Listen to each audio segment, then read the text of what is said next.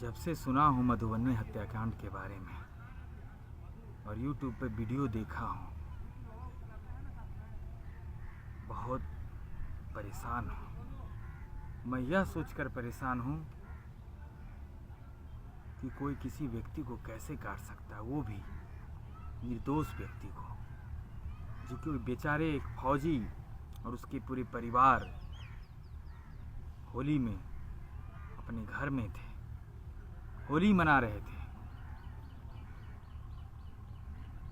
उसको पहले गोली मारा, फिर उसको काटा। ऐसे लोगों को तो फांसी की सज़ा होनी चाहिए। और मैं बिहार सरकार से मांग करता हूं कि जल्द से जल्द उन सभी हत्यारों को पकड़ा जाए और फांसी की सज़ा दी जाए। जब उन बच्चों के बारे में मैं सोचता हूं तो आंखों में आंसू आ जाता है। वो छोटे छोटे बच्चे, बेटी बेटा जब रोता है, मैंने कई वीडियो देखा, कई बार देखा, और ऐसा कोई दिन नहीं है जो कि मैंने नहीं देखा।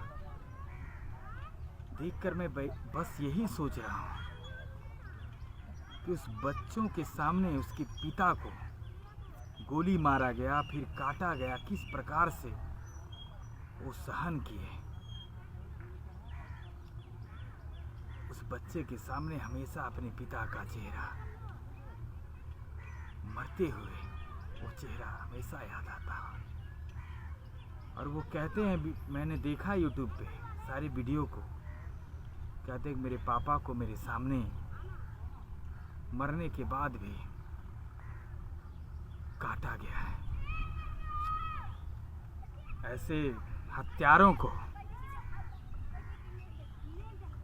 कड़ी से कड़ी सजा मिले और सीधे मौत की सजा मिले, और उस प्रकार का मौत हो जिसे देखकर लोग ऐसा घिनौना हरकत करने से पहले 100 बार सोचे।